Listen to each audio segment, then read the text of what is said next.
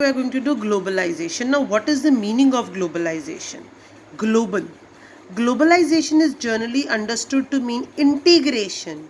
Integration of the economy of the country with the world economy means intermingled. We can say two things are being intermingled, that takes it to be the globalization. It indicates the opening of economy for the world market. Now, whatever being produced in one country, that we are going to offer to the world market. It implies interaction of the economy relating to production, trading and financial transactions with other countries of the world. Interaction, whatever they want to produce, how they want to produce, they are going to share their techniques, they are going to share their raw materials, they are going to share their software engineers, everything that is being interrelated or interaction of the economy relating to production, trading and the financial transactions.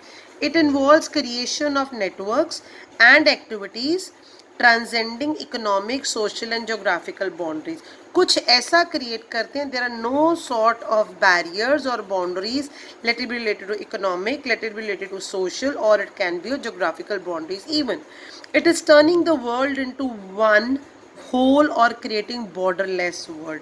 Just the main purpose of this was easily the two countries can do trade, easily there can be interaction of the economies, easily we can share whatever we are producing with the other countries, easily, like we can have anything. We have so many goods of, we can say, globalization, like we use Puma shoes, that is example of globalization, right? Multinational companies, that is example of globalization. You eat pizza, you go to Domino's, so these all are the examples of your globalization. Major outcome of globalization is outsourcing. Outsourcing is the important outcome of globalization process. It is emerging business activity. As information technology is growing faster, outsourcing has become an important need for the present time. In outsourcing, a company has regular service from external sources, not internal. Internal is within the country, external we hire these all sort of services from outside our boundaries. Sources mostly from other countries which were previously provided internally or from within the country, like legal advice, computer service, advertisements, etc. जो चीज़ें हम अपनी country से आगे services provide करते थे, now we are going to hire from the other countries. So that is known as the globalization. Outsourcing has increased in recent times because of growth of fast modes of communication, that is main is information technology, that is IT sector. So many international companies are outsourcing their services to India. You already have listened, but this is one thing is India is one of the most favorite destination for the outsourcing.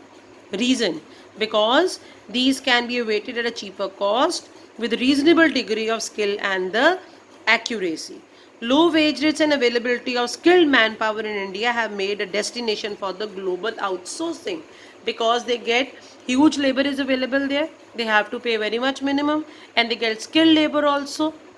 So that is why low wage and availability of skilled manpower in India have made a destination for global outsourcing. Second outcome of globalization is World Trade Organization, which is known as WTO. The World Trade Organization was founded in 1995 as a successor organization to the GATT. Now, do you know what is GATT? That is Journal Agreement on Trade and Tariff, which was established in 1948. This was established in 1948 with 23 countries, the Global Trade Organization, to administer all multilateral trade agreements by providing equal opportunities to all countries in the international market for trading purposes. Now, what was the function of WTO? First, WTO established a rule-based trading regime in which nations cannot place arbitrary restrictions on trade.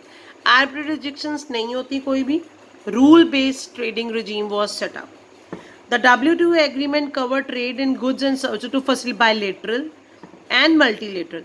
Bilateral means between two countries, multilateral means more than two countries. So trade between the bilateral and the multilateral trade by removing tariff and non-tariff barriers. WTO aims at enlarging production and trade of services to ensure optimum utilization of the world resources.